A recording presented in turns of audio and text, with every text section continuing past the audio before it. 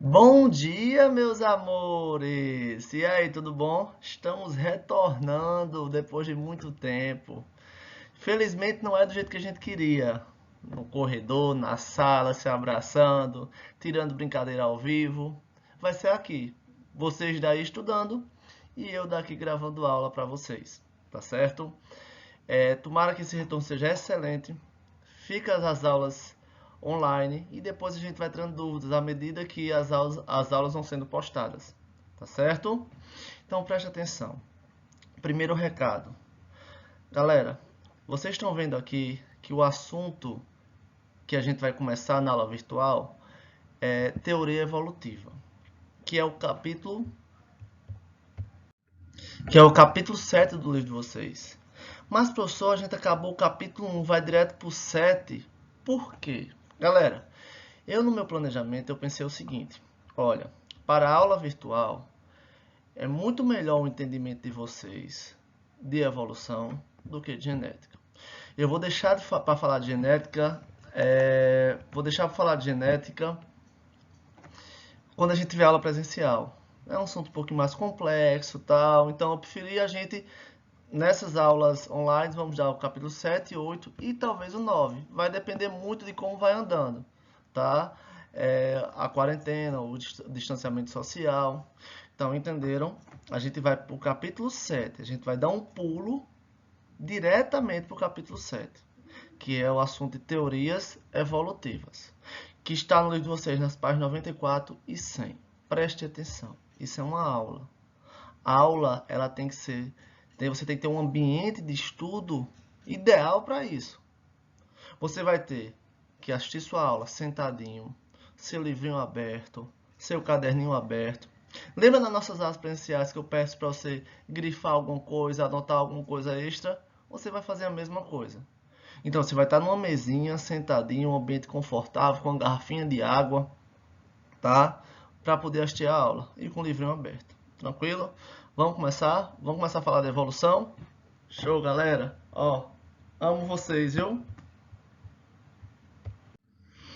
Então, primeira coisa que a gente vai falar, escute só. A gente vai falar de evolução, tá? Eu sei que para muitos é um assunto um pouco polêmico, mas não se preocupem. Eu estou aqui para dizer a vocês com base na ciência. Eu não estou aqui para exigir que você acredite nisso. Você pode acreditar no que você quiser, na base da religião, tá? Só que eu não vou falar de religião em sala. Eu vou falar de ciência, tá? Mas eu não vou obrigar ninguém, de forma alguma, de acreditar no que eu vou falar, tá certo? Então vamos começar? Então, galera, preste atenção. Mais ou menos no século XVIII, existia uma hipótese sobre os seres vivos. Essa hipótese é chamada de criacionismo ou fixismo. Como assim, professor? Os seres vivos foram criados e esses não sofrem modificação. São fixos. Então, à medida que o ser humano foi criado, ele nunca evoluiu. Ele ficou com as mesmas características até hoje. Tá certo? Essa a gente chama de criacionismo ou fixismo. Criacionismo é de quê? Criação divina. Deus criou os seres vivos e eles são imutáveis, ou seja, não sofrem transformação. Mas no século XIX, hipóteses de transformação começaram a surgir, tá? Que os seres vivos eles sofrem transformações com o passar do tempo, baseado principalmente no que a gente chama de evidências evolutivas. A primeira e talvez a principal evidência evolutiva são a existência de fósseis. Fósseis esses que indicam que os seres vivos atuais são diferentes dos seres vivos que viveram no passado. Então, pensando nisso, surgiram o que nós chamamos de ideias de transformação, que também a gente chama de evolucionismo. Tá ok? Então, existiam várias hipóteses evolucionistas, alguns cientistas antes de Lamarck, mas vamos começar a falar do pioneiro e o primeiro mais famoso em relação às ideias de evolucionismo. Tá? Então, Lamarck, ele era um francês, ele propôs que os organismos atuais surgiram de outros à medida que o ambiente muda. Ou seja, esses seres vivos eles sofreram transformações à medida que o ambiente muda. É como se o ambiente induzisse o ser vivo a sofrer transformação. Então, ele foi muito importante para o evolucionismo. Ele foi o primeiro a falar de evolução. Ele foi o primeiro a dizer que o ambiente interfere diretamente no processo evolutivo. E ele elaborou duas leis. A primeira, a lei do uso e do desuso. E a segunda é a lei da herança dos caracteres ou das características adquiridas. Vamos ver cada uma delas? Então, Lamarck ele se baseou nas girafas. Tá? Sabe-se, através de fósseis, que existiam girafas de pescoços de tamanhos variados. Tá certo? Então, Lamarck ele propôs o seguinte. Eita, existiam girafas de pescoço curto, girafas de pescoço longo. Então, para Lamarck foi o seguinte. Toda a vegetação rasteira acabou. Ficando apenas o quê? Árvores altas. O que é que a girafa teria que fazer para poder sobreviver? Aumentar o pescoço. Esticar esse pescoço. Então, para Lamarck, o que aconteceu? O ambiente sofreu modificação. Que modificação era essa? Apenas presença de grandes árvores. E induziu o quê? O ser vivo a aumentar o pescoço. Essa lei ele chamou de lei do uso e do desuso. Quanto mais um animal, um ser vivo, utiliza uma estrutura, um órgão, um músculo, mais esse cresce. E ele vai utilizar de acordo com o quê? De acordo com a mudança do ambiente. Então, para Lamarck, o ambiente sofria modificação, o ambiente induzia o ser vivo ao ser vivo sofrer modificações. É o que a gente chama de lei do uso e do desuso. Tranquilo? Continuar. Então, para o lamarquismo, também se explica, por exemplo, as pernas longas de algumas aves, como, por exemplo, o flamingo. Então, para Lamarck, os flamingos tinham pernas longas para poder se manter fora da água. Então, o que aconteceu? Aquele ambiente encharcou. Para os flamingos poderem sobreviver, as pernas foram crescendo à medida que ela fosse sendo usada para poder sair do charco, sair do ambiente inundado. Então, isso é a lei do uso e do desuso. Tá certo? Então, as pernas longas seriam o resultado do esforço para se manter fora d'água. Galera, presta atenção. Pelo amor de Deus. Lamarck, eu vou falar isso várias vezes, tá? Para botar na cabecinha de vocês. Lamarck, ele fala que o ambiente ele tem uma característica de se ele sofrer uma modificação, se o ambiente sofrer uma modificação, ele induz o ser vivo a sofrer modificação também. Porque se esse ser vivo não muda, o que vai acontecer com esse ser vivo? Ele vai morrer. No caso das girafas, não iam conseguir buscar o alimento lá nas árvores altas. No caso dos flamingos, não conseguia se locomover no charco, não conseguia comer os peixes. Ou outros animais que se alimentam desses charcos. Entenderam? Então, o ambiente induz o ser vivo a sofrer modificação e essa modificação é feita pelo ser vivo através do uso e do desuso. Tranquilo? Professor, eu estou pensando aqui. Isso é meio lenga-lenga, né? Lei do uso e do desuso. Então, por exemplo... Ah, professor, já sei. Minha mãe disse que se eu comer muita sopa, comer muito alimento pastoso, meus dentes vão cair. É verdade? De acordo com Lamarck, galera, isso seria lei do uso e do desuso. De tanto se não usar o dente, o que é que aconteceu? Os dentes iriam cair. Galera, presta atenção. Essa lei, cara, a gente sabe que ela está errada. Não existe isso na natureza. Ah, professor, então Lamarck é um idiota, é um burro, é assim? Não, ele não é burro. Porque ele foi o primeiro a falar da evolução.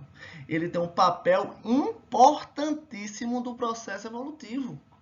Tá? Ele acerta em duas coisas. especialmente? Primeiro, que o ser vivo sofre modificação. Isso é certeza. Segundo, que o ambiente tem um papel importantíssimo nessa modificação, na evolução. Então, ele acerta onde? Que o ser vivo sofre modificação. E ele acerta também dizendo que o ambiente interfere na modificação dos seres vivos. Beleza? Mas como ele falou isso, sim, está errado. Mas a gente tem que dar os méritos. Imagina Lamarck lá atrás, baseado praticamente em observações, que ele elaborou essas leis. Tranquilo? Vamos continuar? Então, a segunda lei de Lamarck é a lei da herança dos caracteres adquiridos, características adquiridas. Por exemplo, um indivíduo que perdeu um braço, por exemplo, vai ter um filho com um braço a menos. Ou, por exemplo, esse exemplo do slide aí, um casal que possui hipertrofia nos músculos, casal fitness, sarado, vai ter um filho musculoso? Claro que não, né, galera? Porque o que a gente adquire em vida, a gente não passa para os nossos descendentes.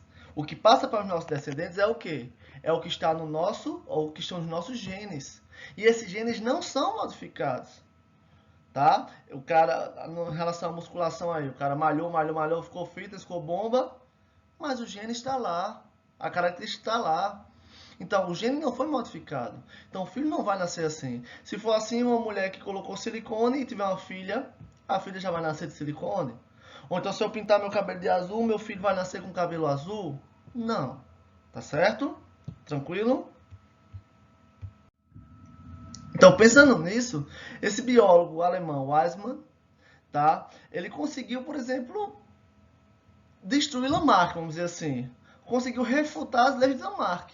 Olha que simples. Olha que experimento mais simples ele fez. Ele pegou um ratinho, ou um casal de ratinho, cortou as caudas.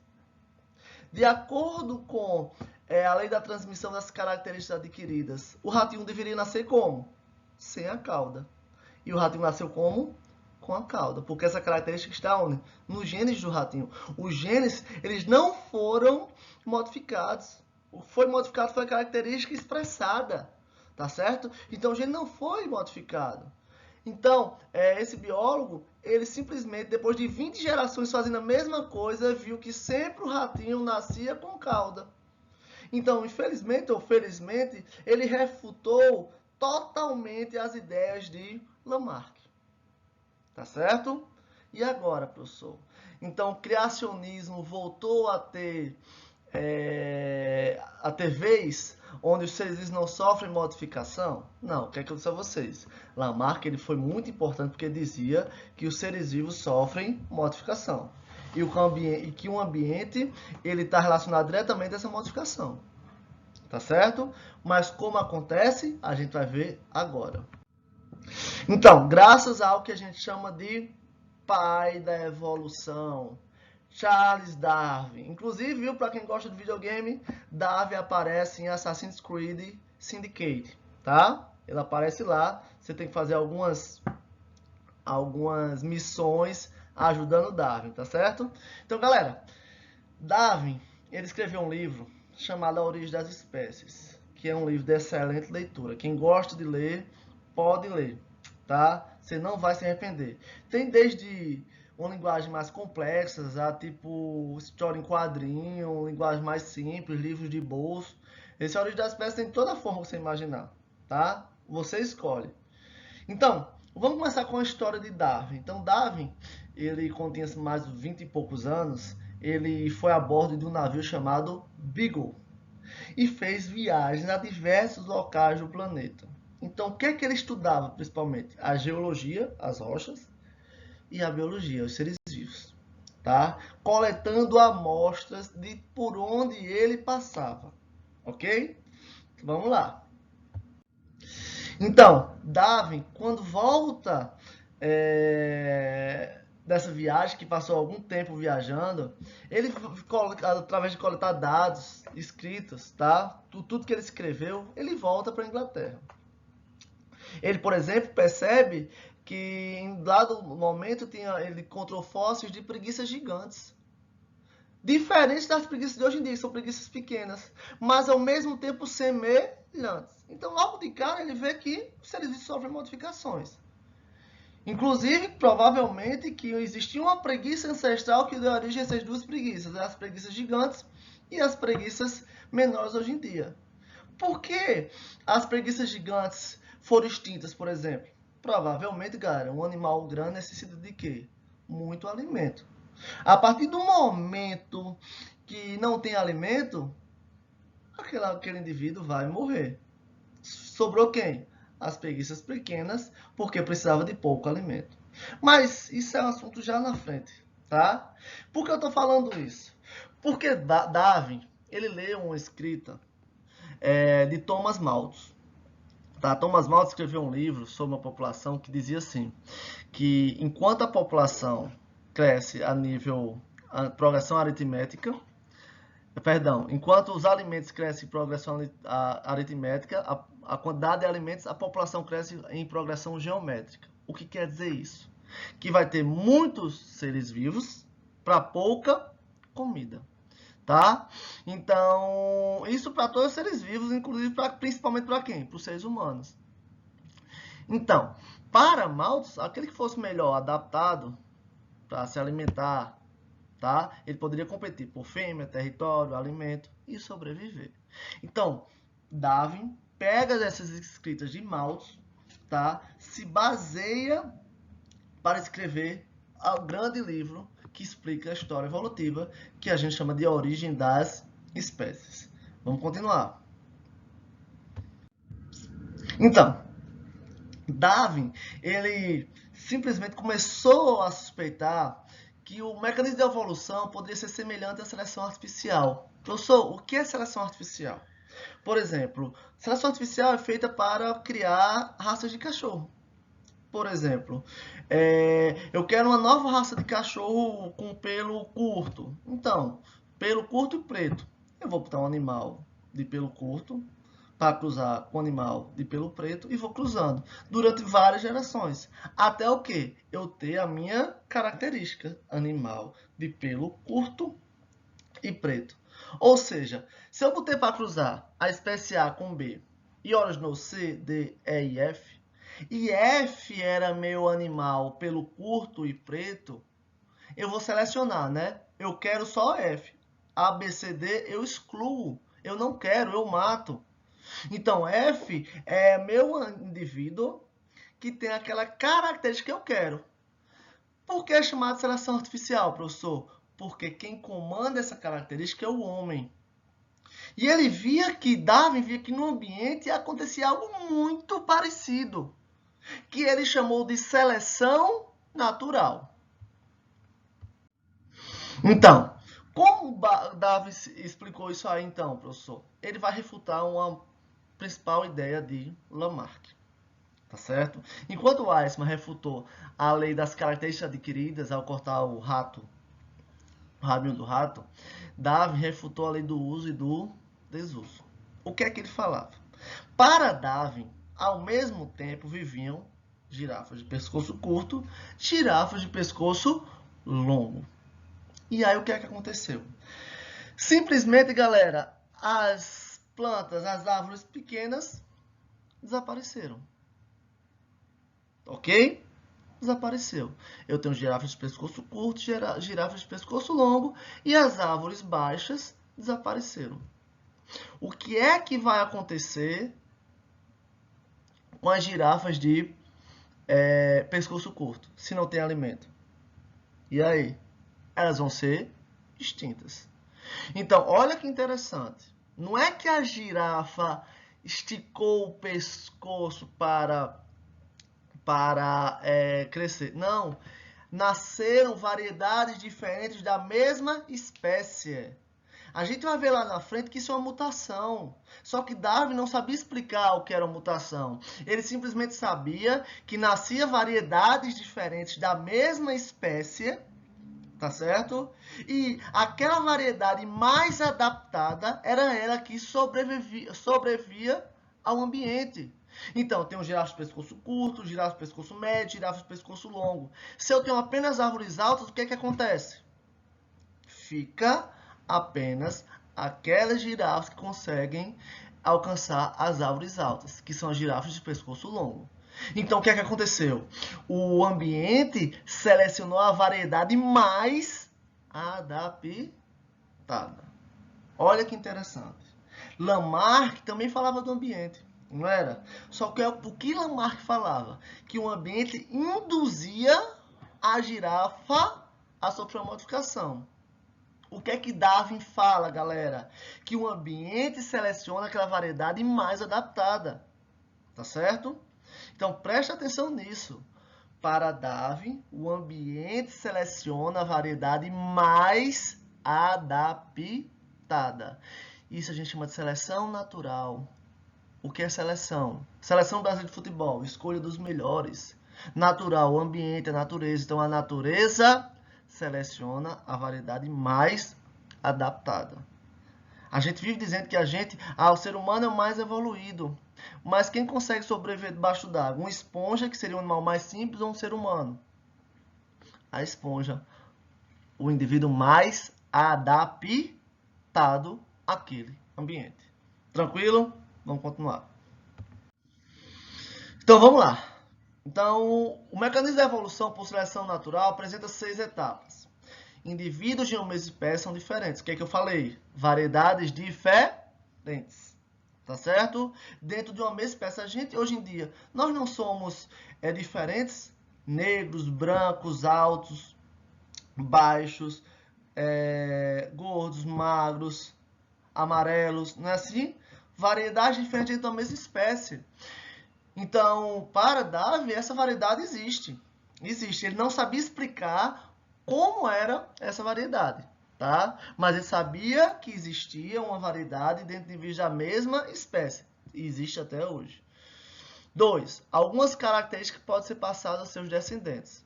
Então, não é que a característica que o indivíduo sofreu modificação e essa modificação vai ser passada. Não, característica está nos seus genes. Tá? Então, Darwin também não sabia explicar como passava essas características. A gente sabe que passa através do quê? Dos genes, do nosso material genético. 3. Se todos se reproduzissem, o crescimento populacional seria geométrico. Então, logo de cara, galera, o ambiente já seleciona os indivíduos aptos a reproduzir. Se todo ser vivo do planeta se reproduzisse, a gente sabe que todo ele tem a capacidade de. Mas todo ele reproduzisse, o que é que acontecia? O crescimento populacional seria uma coisa absurda. Muitos morrem antes da idade reprodutiva, servem como alimento ou perdem a capacidade de reproduzir.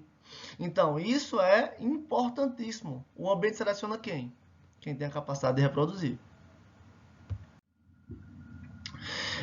4. Com recursos limitados, a quantidade de alimentos limitados, os indivíduos lutam pela sobrevivência. Sobrevive o mais apto, tá? O mais apto sobrevive e esse mais apto deixa os filhos. E esses filhos têm uma probabilidade maior de quê? Sobreviver, porque tem as mesmas características. Por exemplo, girafas de pescoço longo se tornam aptos porque se alimentam das árvores altas e deixam filhos o quê?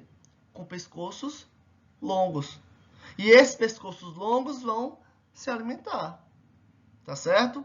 Então, como eu disse, por meio da seleção natural, são selecionados os indivíduos mais adaptados. Não são mais evoluídos, são mais adaptados. Aquele que consegue se adaptar ao ambiente. O ambiente seleciona aquele mais adaptado.